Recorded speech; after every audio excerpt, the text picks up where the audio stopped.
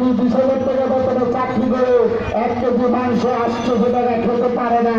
একজন শ্রমিক কিন্তু 1 কেজি মাংস 500 টাকা কিনে খেতে পারে না।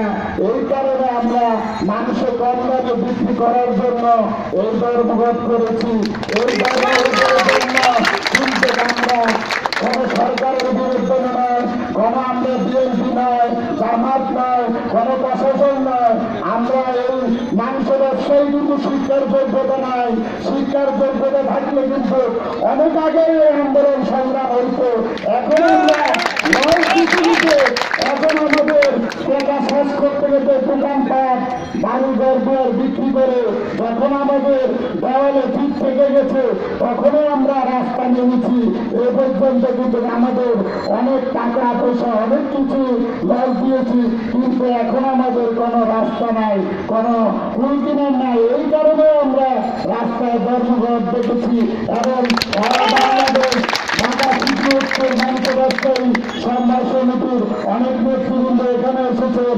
আজকের এই সাংবাদিক সম্মেলনে যারা উপস্থিত হয়েছেন তাদেরকে অনেক ধন্যবাদ।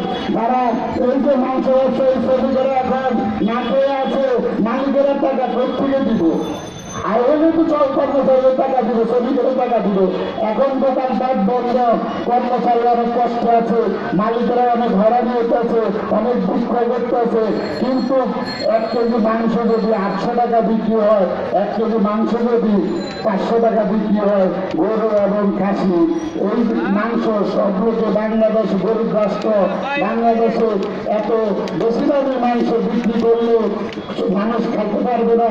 এই জন্য আমাদের এই ধর্মঘট 3 দিন চলতেছে। আমাদের ধর্মঘট সামনে আরো 3 দিন ধর্মঘট থাকবে।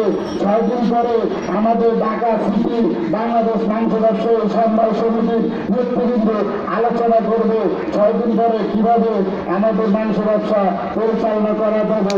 এই কারণে আমাদের এই ধর্মঘট। কিন্তু বাণিজ্য মন্ত্রী মহোদয়ের কাছে আমার এই আবেদন, আপনারা একটু আমাদের প্রতি খেয়াল রাখবেন। খেয়াল রাখলে হয়তো আমাদের এই ধর্মঘট আমরা কোনো সফলতা হবে। যদি আমাদের প্রতি কোনো খেয়াল না রাখেন, 6 দিন পরে বিবেচনা করা হবে।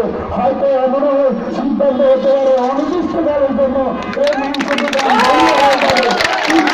সবাইকে যত আন্দোলন সংগ্রাম করতে হয়, যখন যারা ডাক দিব সব মালিক কর্মচারী সবাই এক জায়গায় উপস্থিত হয়ে এই আন্দোলনে সংগ্রাম করতে হবে, তাহলে আমরা সফলতা হবে। এই বলে আমি আমার বক্তব্য শেষ করছি। খোদা হাফেজ, আল্লাহ হাফেজ।